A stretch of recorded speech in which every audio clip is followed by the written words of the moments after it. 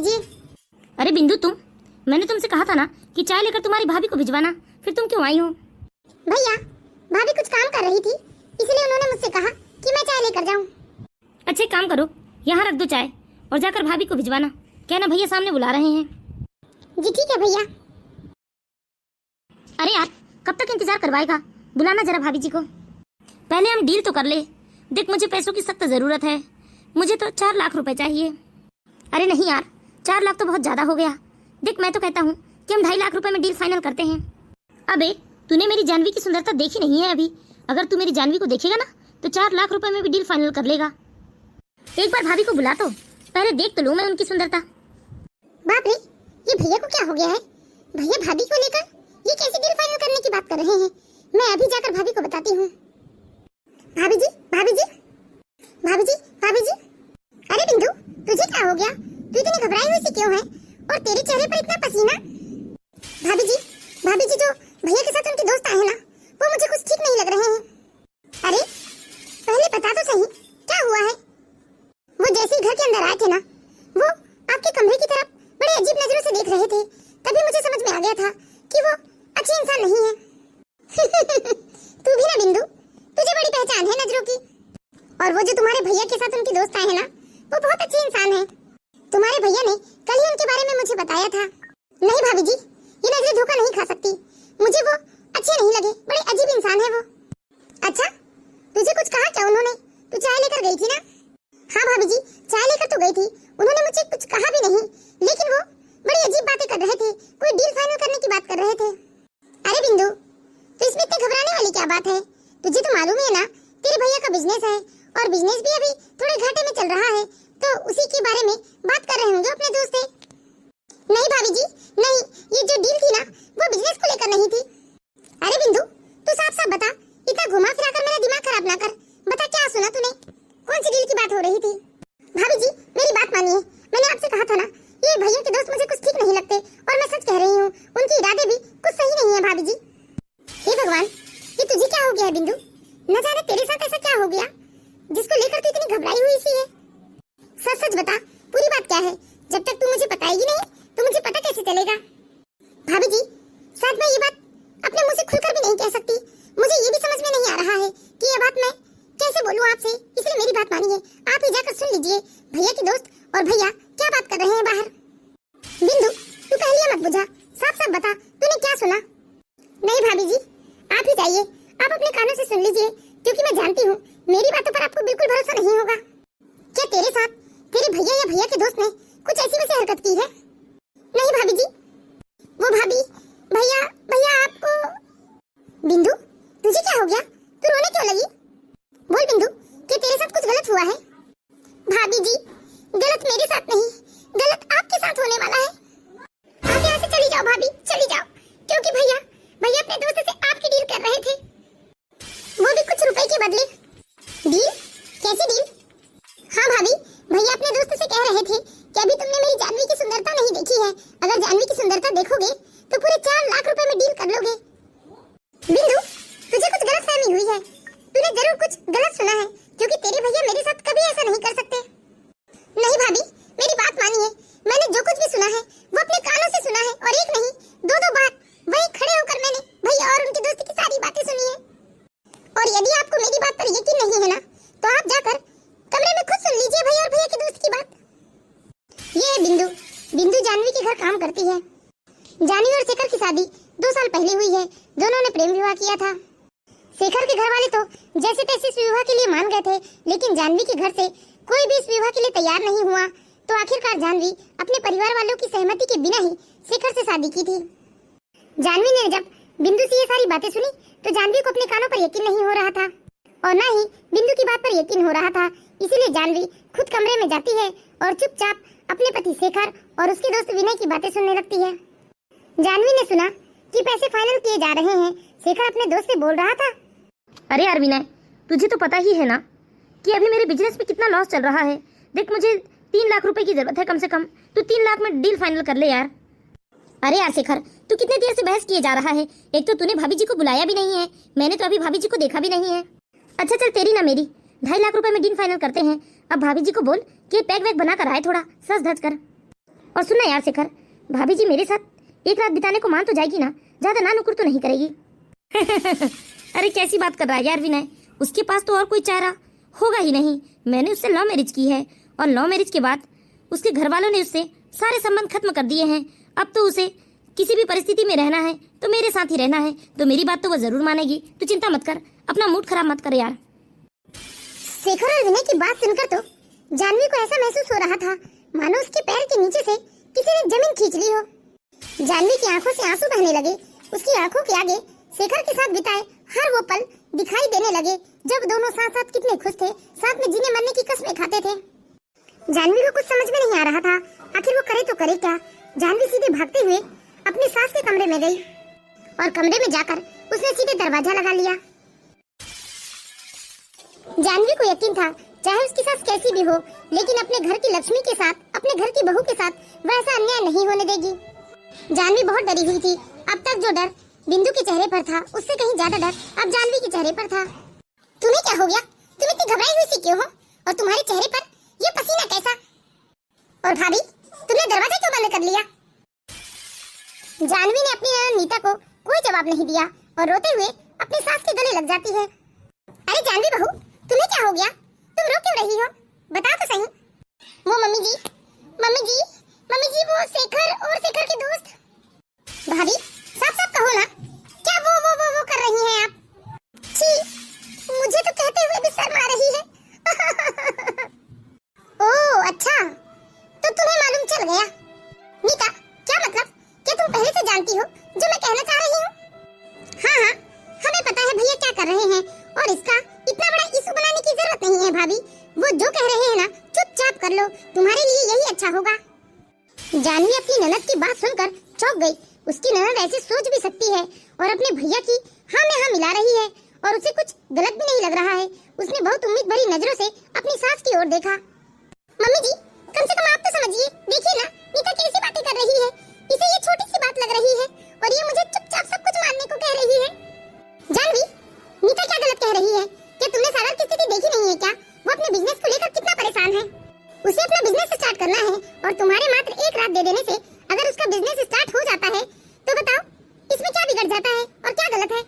क्या तुम अपने पति को बिजनेस आगे बढ़ाने के लिए मदद भी नहीं कर सकती? अरे कैसी पत्नी हो तुम? और सोचो, सिर्फ एक रात की बात है, उसमें 2-2.5 लाख रुपए मिल जाएंगे शेखर को और वो आराम से अपना बिजनेस स्टार्ट कर लेगा। और वो तुम्हारे लिए तो रुपए कमाना चाहता है ना, तुम्हें खुशियां देना चाहता है उस रुपए से, तो क्या तुम उसकी थोड़ी सी मदद नहीं कर सकती? अपनी सास की बात सुनकर तो जानवी का जैसे मुंह खुला का खुला रह जाता है। उसे यकीन नहीं होता कि इन सब में उसकी सास और उसकी ननद भी शामिल है। अब जानवी हार रही थी क्योंकि उसे इस घर में मदद की कोई उम्मीद दिखाई नहीं दे रही थी। भाभी, भैया जो भी बोल रहे हैं ना चुपचाप मान लो, वो भी बिना ड्रामे के। जाओ, अब खड़ी क्या हो, बाहर जाओ और जाकर तैयार हो जाओ। नीता, एक काम करो, तुम तो अभी कुंवारी हो और खूबसूरत भी हो, एक काम करो, तुम्हें क्यों नहीं चली जाती? जाओ और खुश कर दो अपने भाई के दोस्त को और कमा लो लाखों रुपए। एक तो तुम कुंवारी हो और मुझसे भी ज्यादा खूबसूरत हो, तुम चली जाओ। जानवी, क्या बकवास कर रही हो तुम? तुम्हें मालूम भी है कि तुम मेरी बेटी से किस तरह से बात कर रही हो? तेरी हिम्मत भी कैसी हुई मेरी बेटी से इस तरह से बात करने की? अपने औकात में रह, समझी? अरे तेरा क्या है, तू तो शादीशुदा है, अब पति के साथ रहे या किसी और के साथ, तुझे तो कोई फर्क नहीं पड़ना चाहिए। बस कीजिए मम्मी जी, शादीशुदा हो तो क्या? अरे आपकी बेटी कुंवारी है, अपनी बेटी से कहिए ना, उसका एक्सपीरियंस भी मिल जाएगा। बकवास बंद कर वरना अभी तेरा मुंह तोड़ दूंगी। दोबारा अपने मुंह से ऐसी बात मत निकालना मेरी बेटी के लिए। और वैसे भी तेरे पास कोई और दूसरा रास्ता भी नहीं है, हम जो कहेंगे तुझे वो करना ही पड़ेगा। वाह मम्मी जी वाह, बात अपनी बेटी के ऊपर आई तो आप आग बबूला होने पर उतर आई। क्या मैं किसी की बेटी नहीं हूँ? मेरा कोई मान सम्मान नहीं है, मेरी कोई इज्जत नहीं है। चुपचाप निकल, ये ड्रामा मत कर और जाकर तैयार हो अपने कमरे में। छी, कैसी पत्नी है, अपने पति की जरा सी मदद भी नहीं कर सकती। मम्मी, आप भाभी के चक्कर में अपना दिमाग खराब मत करो, भाभी के पास और कोई दूसरा ऑप्शन नहीं है, इन्हें जाकर तैयार होना ही होगा। अब जानवी ने अपनी सास और ननद के सामने गिड़गिड़ाना बेकार समझा और चुपचाप कमरे से बाहर चली गई। लेकिन जानवी की सास लगातार दरवाजे की ओर देख रही थी और जानवी को इस तरह शांत देखकर जानवी की सास के मन में एक अजीब सा डर पनप रहा था। नीता, मुझे बहुत डर लग रहा है बेटा। जैसे जानवी यहाँ से चुपचाप चली गई ना, उसे देखकर मुझे ऐसा महसूस हो रहा था जैसे ये तूफान से पहले की शांति है। अरे मम्मी, आप बेकार में डर रही हैं, अब भाभी के पास और कोई रास्ता नहीं है, उन्हें हमारी बात माननी ही होगी। चलो ना, हम अपना मूड ठीक करते हैं। और आप निश्चिंत हो जाइए, अगर भाभी ने ना नुकुर किया या फिर कोई ड्रामा क्रिएट किया तो भैया को तो जानती ही हो ना, भाभी को शांत करना भैया को बहुत अच्छे से आता है। जानवी सीधे अपने कमरे में जाती है और अपनी अलमारी खोलकर अपना पर्स निकालती है। जानवी को बाहर जाते हुए देखकर बिंदु जानवी से कुछ पूछती है। भाभी जी, आप पीछे के दरवाजे से कहाँ जा रही हैं? देख बिंदु, जब तक मैं घर वापस नहीं आ जाऊँ ना, तब तक तू कहीं मत जाना और अकेले तो अपने भैया के कमरे में बिल्कुल मत जाना, ठीक है ना? अगर कोई तुझे कुछ पूछे तो कह देना कि मैं सब्जी लेने गई हूँ। भाभी जी, कुछ हुआ है क्या अंदर? आप माँ जी के कमरे से आई ना? बिंदु, ज्यादा सवाल जवाब मत कर तू। मैं तुझसे जितना करने को कह रही हूँ ना, तू बस उतना ही कर, ठीक है ना? मैं जल्दी आ जाऊंगी, तू डर मत और ज्यादा कुछ सोच मत। भाभी जी, अभी तो मुझे शाम का खाना भी बनाना है। नहीं बिंदु, आज घर में कोई खाना नहीं बनेगा। अगर नीता आकर तुमसे खाना बनाने कहेगी ना, तो साफ साफ कह देना कि भाभी जी ने आज खाना बनाने तुझे मना किया है और जिसे भूख लगी है वो रसोई में जाकर खुद ही खाना बना ले, समझी ना? ठीक है, मैं जल्दी लौट आऊंगी। हे भगवान, न जाने आज क्या होने वाला है। भाभी जी माँ जी के कमरे से आई है और भाभी जी कुछ ऐसे बर्ताव कर रही है, लगता है कोई ना कोई बात तो जरूर हुई होगी अंदर। हो सकता है भाभी जी ने ये सारी बातें माँ जी को बताई हो तो माँ जी भैया को डांट लगा रहे होंगे। ठीक है, जब तक भाभी जी नहीं आ जाती तब तक मैं भी किसी से कोई बात नहीं करती। मैं तो चुपचाप रसोई में जाकर बस अपना काम करती हूँ। बिंदु को समझ में नहीं आ रहा था कि आखिर घर में ये सब क्या चल रहा है। बिंदु बहुत डरी हुई थी। बिंदु चुपचाप रसोई में चली जाती है और रसोई में जाकर एक जगह बैठ जाती है। वहीं थोड़ी देर के बाद नीता रसोई में आती है और बिंदु से सवाल करती है। बिंदु, तू यहाँ बैठकर क्या कर रही है? क्या आज खाना वाना नहीं बनाना है तुझे? अरे मैं तुझसे सवाल कर रही हूँ, बोल ना। वो दीदी, भाभी जी ने मना किया है, कहा है कि आज मैं रसोई में खाना नहीं बनाऊंगी। क्यों क्यों मना किया है भाभी ने? और तू क्यों खाना नहीं बनाएगी? भाभी जी ने कहा है कि आज जिसे भूख लगेगी वो खुद ही रसोई में खाना बनाएगा। वाह, तू तो बड़ी आई भाभी जी की चमची। अरे तुझे तो रुपए मेरे भैया ही देते हैं ना, फिर तू भाभी की बात क्यों मान रही है? चुपचाप खाना बना। और पहले ये बता कि तेरी प्यारी भाभी जी कहाँ गई है? दिखाई नहीं दे रही है। कमरे में भी देखी तो कमरे में भी नहीं है तेरी भाभी जी। बोल ना, क्या गूंगी गुड़िया बनकर बैठी है? नीता, तेरी भाभी कहाँ है? मैंने कहा था ना कि कमरे में वो ठंडा पानी लेकर आए। अरे भैया, इस बिंदु से कब से पूछ रही हूँ मैं कि भाभी कहाँ गई? भाभी तो कमरे में भी नहीं है। क्या कमरे में नहीं है? बोल बिंदु, भाभी कहाँ है तेरी? वो भैया जी, भाभी जी बोल कर गई हैं कि वो सब्जियां लाने जा रही हैं। क्या जानवी सब्जी लाने गई है? लेकिन सब्जियां तो मैं सुबह ही ले आया था। जी भैया जी, लेकिन फिर भी भाभी जी ने कहा कि उन्हें और कुछ सब्जियां लानी है, इसलिए वो बाहर गई हैं, थोड़ी देर में आ जाएंगी। अच्छा, मैं भी तो देखूं ऐसी कौन सी सब्जियां लाने गई है ये जानवी। लगता है जानवी आ गई। करीब 1 घंटे के बाद जानवी वापस घर आती है। नीता को लगा था कि उसका भाई उसकी भाभी को बहुत डांटेगा, चिल्लाएगा, लेकिन ऐसा कुछ नहीं हुआ, बल्कि शेखर ने तो बहुत प्यार से बात की जानवी से। जानवी, कहाँ गई थी तुम? सब्जियां तो मैं ले आया था। हाँ, कुछ जरूरी काम से गई थी। कहो, आपको क्या काम है मुझसे? ये भैया इस जानवी भाभी से इतने प्यार से बात क्यों कर रहे हैं? वो मैं ये कह रहा था जानवी कि मुझे अपना बिजनेस आगे बढ़ाने के लिए कुछ रुपयों की जरूरत है, वो भी ब्याज पर। तो मैं क्या करूं? नहीं नहीं, वैसे तुम्हें कुछ ज्यादा नहीं करना है। तो करना क्या है ये तो बताइए साफ साफ। वो जानवी, मेरा दोस्त आया है विनय, बस एक रात के लिए तुम उसके साथ कुछ अच्छे पल बिता लो। मेरा दोस्त। बस कीजिए, आपको और कुछ कहने की जरूरत नहीं है। आपको रुपयों की जरूरत है ना, तो अच्छा हम एक डील करते हैं। अच्छा, कैसा डील? क्या तुम्हें मेरे बिजनेस में पार्टनरशिप चाहिए? कोई बात नहीं, ले लेना तुम पार्टनरशिप। नहीं, मुझे कोई पार्टनरशिप नहीं चाहिए, बल्कि मेरे पास एक बहुत अच्छा ऑफर है तुम्हारे लिए। ऑफर? कैसा ऑफर? मेरे भैया तुम्हें बिजनेस आगे बढ़ाने के लिए 7 लाख रुपए देने को तैयार हैं। क्या 7 लाख रुपए? हाँ शेखर जी, बस उनकी एक शर्त है, अगर तुम शर्त मान लोगे तो तुम्हें 7 लाख रुपए मिल जाएंगे। 7 लाख रुपए? हाँ मम्मी जी, पूरे 7 लाख रुपए।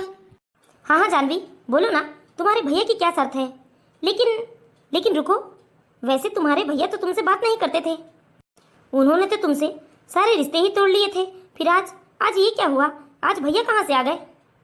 वो शेखर जी, मेरे भैया मुझसे चोरी छुपे कभी कभार फोन में बात कर लिया करते थे, और जब मैंने अपने भैया को अपनी प्रॉब्लम बताई तो वो हमारी मदद के लिए तैयार हो गए। बस एक शर्त है उनकी। हाँ हाँ बताओ ना बहू, क्या शर्त है तुम्हारे भैया की? हाँ भाभी बताओ ना। बताओ जानवी, क्या शर्त है? मेरे भैया की बस इतनी शर्त है कि तुम अपनी बहन को बस एक रात के लिए उनके पास छोड़ दो। क्या कहा तूने? अगर आज के बाद ऐसी कोई भी बात बोली ना तो मैं तेरी जुबान खींच लूंगी। आई बड़ी मेरी बेटी की सौदा करने वाली। नहीं, ऐसा कभी नहीं हो सकता। ये मेरी बेटी है, कोई सौदे की चीज नहीं है। वाह मम्मी जी, क्या बात कही है आपने। अपनी बेटी के लिए ये सुनकर आप आग बबूला हो गए। क्या यही बात आप दूसरे की बेटी के लिए नहीं बोल सकती थी? आज बात अपनी बेटी पर आई तो आपकी बेटी सौदे की चीज नहीं है, लेकिन दूसरों की बेटी वो सौदे की चीज है। हाँ जानवी, तुम्हारी इतनी हिम्मत, तुम मेरी बहन के लिए ऐसे घटिया। छी, अगर तुमने दोबारा इस तरह की कोई भी बात अपनी जुबान से बोली ना तो मैं तुम्हारी जुबान काट लूंगा। मेरी एक लाडली लौती बहन है और तुम उसका सौदा करने चली हो। अरे तुम्हें शर्म नहीं आई? कैसी औरत हो तुम, अपनी ननद का सौदा कर रही हो, वो भी अपने भाई के साथ। देखिए तो इन्हें बड़ी शर्म आ रही है। जब अपनी पत्नी का सौदा अपने दोस्त के साथ कर रहे थे तब आपकी क्या शर्म मर गई थी? छी, तुम पति कहलाने लायक भी नहीं हो। तुम अपनी ही पत्नी का सौदा। और मम्मी जी, आप भी कोई कम नहीं है, आपको तो ज्यादा शर्म आनी चाहिए। आप एक औरत हैं और क्या आपको बहू का महत्व समझ में नहीं आता? अरे मैं आपकी घर की बहू हूँ, लक्ष्मी हूँ, और आप अपने फायदे के लिए अपने घर की लक्ष्मी का सौदा करने चली थी। बोलो, अब क्यों बोलती बंद हो गई?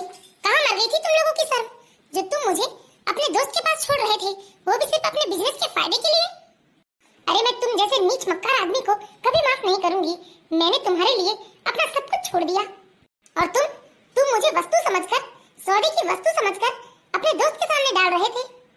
अरे मैं भी तो एक इंसान हूँ, जैसे आपकी बहन आपके घर की बेटी है उसी तरह मैं भी तो किसी घर की बेटी थी ना। बकवास बंद करो जानवी, वरना अभी मैं तुम्हारा मुंह तोड़ दूंगी। इधर जानवी के ससुराल वाले जानवी को बहुत बुरा भला कह रहे थे, जानवी से बहस किए जा रहे थे, जानवी की कोई भी बात मानने को तैयार नहीं थे। तभी पीछे से एक इंस्पेक्टर और एक लेडी इंस्पेक्टर आकर खड़ी हो जाती हैं, जिसे देखते ही सबके पैरों तले से जमीन खिसक जाती है। एक मिनट रुकिए इंस्पेक्टर साहब, मैं अभी बिंदु को बुलाती हूँ, वही आपको सब कुछ साफ साफ और सच सच बताएगी। बिंदु, बिंदु, बिंदु कहाँ हो? जी भाभी जी। देख बिंदु, तुझे डरने की बिल्कुल जरूरत नहीं है, तू बिल्कुल बेफिक्र हो जा और सब बता दे इंस्पेक्टर साहब को। अरे ये क्या बताएगी, ये तो हमारे घर की नौकरानी है, अब क्या इसकी बातों पर भरोसा किया जाएगा? इंस्पेक्टर साहब, जो पूछना है हमसे पूछो, हम बताएंगे। चुप रहिए, जब आपसे पूछा जाए तब आप बीच में बोलिएगा। बिंदु बता, सब कुछ सच सच बता, तू घबरा मत। आज तूने क्या सुना, क्या देखा, सब बता दे। हाँ, तुम्हें डरने की जरूरत नहीं है बिंदु, यहाँ इंस्पेक्टर है, तुम्हें कोई कुछ नहीं कहेगा, तुम सब कुछ सच सच बताओ। जी मैडम, वो मैंने भैया और भैया के दोस्त को बात करते हुए सुना, वो भाभी जी को लेकर कोई डील कर रहे थे 2.5 लाख रुपए में। चुप कर, क्या बकवास कर रही है बिंदु तू? नहीं भैया, मैं कुछ बकवास नहीं कर रही हूँ, जो मैंने सुना वही बता रही हूँ। मिस्टर शेखर, आपको बीच में बोलने की जरूरत नहीं है, आप में से कोई भी बीच में नहीं बोलेगा। हम बिंदु के मुंह से सुनना चाहते हैं कि उसने क्या सुना और क्या देखा। जी मैडम, भैया और भैया के दोस्त भाभी को लेकर डील कर रहे थे, भैया को रुपयों की जरूरत थी अपने बिजनेस के लिए और उनके पास रुपए नहीं थे, तो उनके दोस्त भाभी के साथ एक रात गुजारने के बदले उन्हें 2.5 लाख रुपए दे रहे थे। बिंदु बकवास मत कर, आपको समझ में नहीं आता क्या?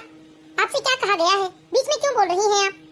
इंस्पेक्टर साहब, केवल शेखर गुनहगार नहीं है, जितना ये गुनहगार है उतना ही इसकी माँ और बहन भी गुनहगार हैं। आप कहे तो मैं आपको और भी सबूत लाकर दे सकती हूँ। नहीं, उसकी कोई जरूरत नहीं है, हमें आप पर विश्वास है। अरे इंस्पेक्टर साहब, ये बिंदु बिल्कुल झूठ बोल रही है, ये तो रुपयों की लालची है, जरूर भाभी ने इसे रुपयों का लालच दिया होगा, तभी हमारे खिलाफ बात कर रही है, ऐसी तो कोई बात नहीं है। और वैसे भी ये बिंदु मनगढ़ंत कहानी बनाने में तो होशियार है। क्यों भाभी, सच कह रही हूँ ना? कितने रुपए दिए इस बिंदु को झूठ बोलने के लिए, मनगढ़ंत कहानी बनाने के लिए? झूठी वो नहीं, तुम लोग झूठे हो। जानवी को अपनी झूठी मक्का ननद के ऊपर बहुत ज्यादा गुस्सा आता है, वह एक जोरदार थप्पड़ अपनी ननद के गाल पर जड़ती है। जानवी अपना मोबाइल निकालकर इंस्पेक्टर की ओर बढ़ाती है और उन्हें वो रिकॉर्डिंग दिखाती है जो जानवी ने अपनी सास और ननद के कमरे में किया था। दरअसल जानवी अपनी सास और ननद से मदद मांग रही थी, तब उन्होंने उसे जो भी जवाब दिया था वो सारा जानवी के फोन में रिकॉर्ड हो गया था, जिसे इंस्पेक्टर साहब ने देखा। आप बोलो नीता, क्या तुम वीडियो रिकॉर्डिंग को भी गलत साबित करोगी? सर,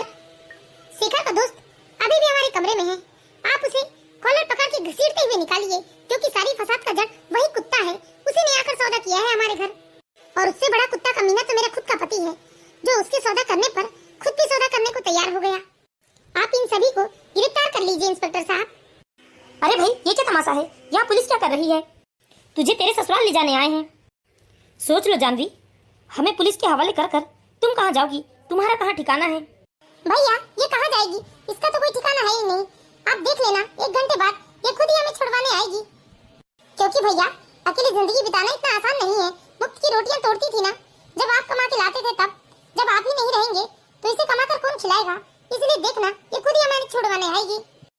सुन मक्कार बेवकूफ लड़की, जीने के लिए मर्दों की जरूरत तुझे होगी, मुझे नहीं, समझी ना? मैं एक एनजीओ में काम करती हूँ और हजारों औरतें वहाँ रहती है, तो मैं भी वहीं उन्हीं लोगों के साथ रह लूंगी। और तेरे जैसों से निपटना भी मैं खूब अच्छी तरीके से जानती हूँ। तू मेरी नहीं, तू अपनी चिंता कर और अपने भाई और माँ की चिंता कर। इंस्पेक्टर साहब, घसीटते हुए ले जाइए इन्हें। और सुन लो शेखर, बहुत जल्दी मैं तुम्हें तलाक के पेपर पहुँचा दूंगी, और अगर तुमने साइन नहीं किया तो इंस्पेक्टर साहब खुद ही साइन करवा लेंगे, समझी ना? और ये सौदा ठीक है ना? सीधे सीधे चलते हो, ये डंडे बरसाते हुए ले जाएं तुम्हें, लालची नीच किस्म के इंसान। अरे अरे, मैं क्या चलूं इंस्पेक्टर साहब, इसमें मेरी क्या गलती है? शेखर खुद ही अपनी पत्नी का सौदा कर रहा था। लेकिन तू भी तो आया था ना यहाँ सौदा करने, इसीलिए जितना गुनहगार शेखर है उतना ही तू भी है, इसीलिए तू भी जाएगा हवालात के पीछे। और इंस्पेक्टर साहब, थोड़ी देर में यहाँ एनजीओ की गाड़ी भी आ जाएगी। ये 3 मंजिला मकान है ना, जो कि मिसेस राधा जी के नाम पर है, जिस पर उन्हें बहुत गर्व था। ये सब सरकारी संपत्ति में डाल देना। आज जानवी का ऐसा रूप देखकर सब हैरान थे। घर में किसी को उम्मीद नहीं थी कि कभी जानवी का ये रूप भी देखने को मिलेगा। जानवी ने तो इस रिश्ते के प्रति पूरी ईमानदारी दिखाई, पूरी वफादारी दिखाई, लेकिन शेखर धोखेबाज निकला। जानवी ने तो शेखर के लिए अपने परिवार तक को छोड़ दिया था, लेकिन शेखर ने जानवी के साथ क्या किया? इसीलिए दोस्तों, जीवन साथी का चुनाव बहुत ही सोच समझ कर करना चाहिए, क्योंकि शादी ब्याह कोई गुड्डी गुड़ियों का खेल नहीं होता, पूरे जीवन की बात होती है। इसीलिए सोच समझ कर ही इस रिश्ते में आगे बढ़े। और हम आशा करते हैं दोस्तों, आप लोगों को हमारी ये कहानी जरूर पसंद आई होगी। यदि कहानी अच्छी लगी हो तो प्लीज इस वीडियो को लाइक कीजिए, और इसी तरह की मोरल स्टोरीज देखते रहने के लिए हमारे चैनल बालाघाट की बेटी को सब्सक्राइब करें।